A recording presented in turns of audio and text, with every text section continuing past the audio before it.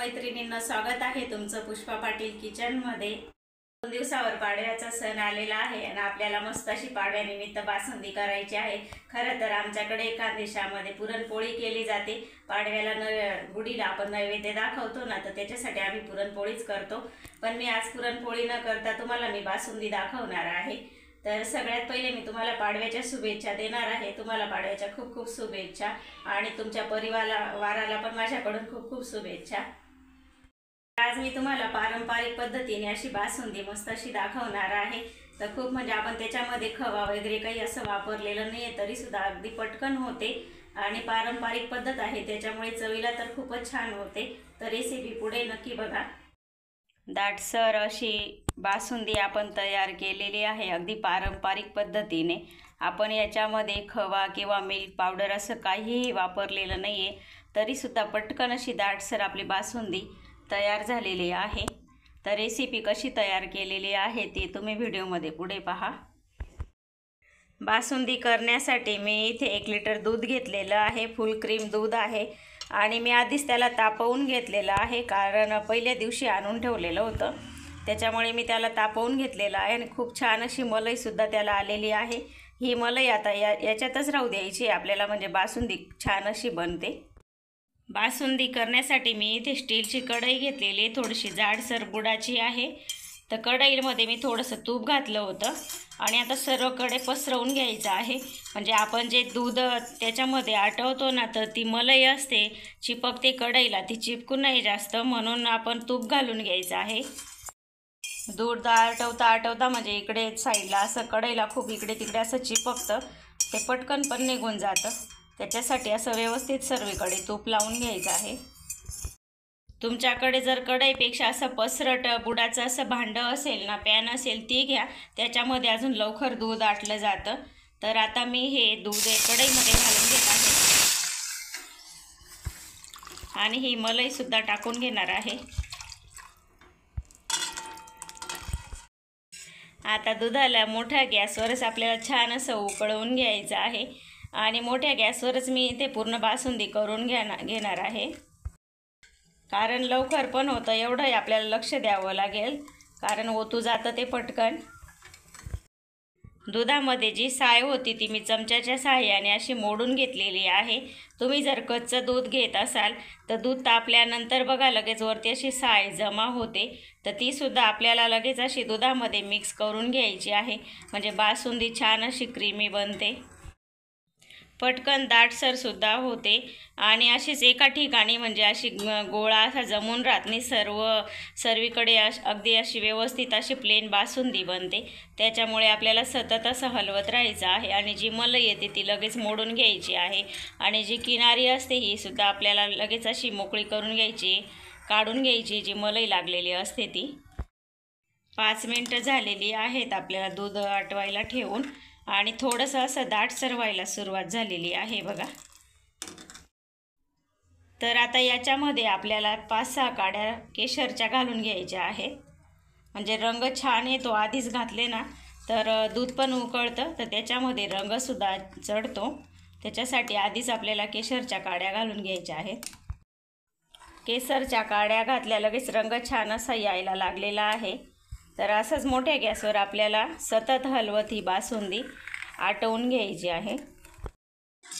एक 10 ते 12 मिनिटं झालेली आहे दूध ठेवायला आणि बघा असं दाटसर दूध व्हायला सुरुवात झालेली आहे। मी मीडियम तर मोठ्या गॅसवर अशी बासुंदी छान अशी आटवत आहे। मीडियम म्हणजे कसा, आपली समजा बासुंदी जर अशी मोठ्या गॅसवर उकळता वरती यायला लागली ना, तर मग गॅस आपल्याला कमी करून द्यायचा आहे।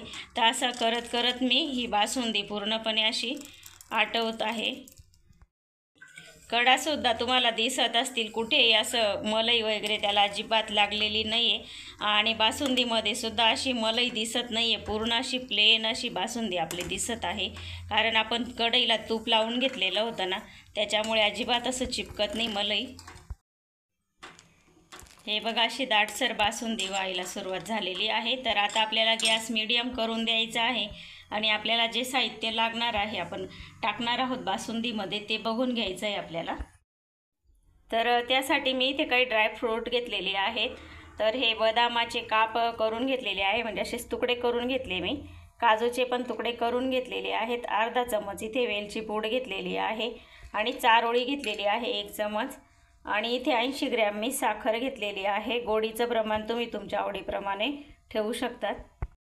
याच्यामध्ये आता आपल्याला काजू आणि बदाम घालून घ्यायचे आहे. तर मी थोडेसे उरवून ठेवणार आहे. बदाम थोडेसे उरवले मी. काजूसुद्धा घालून घेऊ, म्हणजे आपली बासुंदी जशी जशी आटत चालते ना तशी तशी काजू आणि बदाम पण शिजत चालतात, म्हणजे आपल्याला भिजवायची गरज पडत नाही. तर असंच घालून घेतल्यामुळे काजू बदाम पण छान शिजतात आणि आपल्याला असं म्हणजे पहिलेच भिजवायची पण गरज पडत नाही, एकदम छान त्याच्यामध्ये शिजून जातात. काजू बदाम घालून आपण अजून 4-5 मिनिट असं छान असं बासुंदीला उकळवून घेतलेलं आहे आणि आपली बासुंदी तयारच झालेली आहे बघा. तर याच्यापेक्षा जास्त आपल्याला आटवायचं नाही आहे दूध. तर आता याच्यामध्ये आपल्याला साखर घालून घ्यायची आहे. साखर घातल्यानंतर आपल्याला 2 ते 3 मिनिटं बासुंदी छान अशी आता परत आटवून घ्यायची, म्हणजे जे साखरेचं पाणी झालेलं आहे ना ते सुद्धा व्यवस्थित असं आटेल आणि बासुंदी आपली पहिली जशी होती ना तशी तयार होईल. 1-2 मिनिट बघा अजून छान अशी उकळवून घेतलेली आहे आणि आपली पहिली होती तशीच बासुंदी आपली तयार झालेली आहे बघा. साखरेचं पाणीसुद्धा आटून गेलेलं आहे. आता याच्यामध्ये आपल्याला चारोळी घालून घ्यायची आहे आणि वेलची पूड घालायची आहे, म्हणजे छान असा स्वाद येतो बासुंदीला. तयार आहे आपली मस्त अशी सुमधुर बासुंदी. तर बासुंदी करताना आपल्याला पारंपरिक पद्धतीमध्ये केली ना तर खूपच कंटाळा येतो, पण बघा अशा पद्धतीने केली ना तर काहीच वाटत नाही आपल्याला. तर एकदम म्हणजे असं फुल फॅट दूध घ्यायचं आणि कढईला सुद्धा चिपकू नये म्हणून तूप लावायचं. तर लवकर म्हणजे अशी चिपकत पण नाही आणि कडा पण अशा लगेच सुटतात, जरी चिपकली तरी लगेच निघून जातं. असं मोठ्या गॅसवर सतत असं हलवत केली ना तर पटकन पण होते. अगदी 20 मिनिटातच माझी बासुंदी तयार झालेली आहे. आता मी गॅस बंद करून देणार आहे. तयार आहे आपली गुढीपाडवा विशेष बासुंदी. आता एका भांड्यामध्ये मस्त काढून घ्यायची आहे.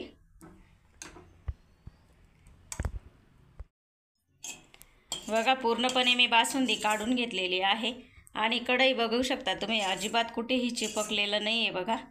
जर अशी करपली ना तर ती बासुंदी खायला अजिबात चांगली लागत नाही, त्याच्यामुळे अशी काळजीपूर्वक आपण बासुंदी तयार केलेली आहे. तयार आहे आपली मस्त अशी बासुंदी. तुम्हाला जर ही रेसिपी आवडली असेल तर लाईक करा, शेअर करा, सबस्क्राईब करायला विसरू नका. धन्यवाद.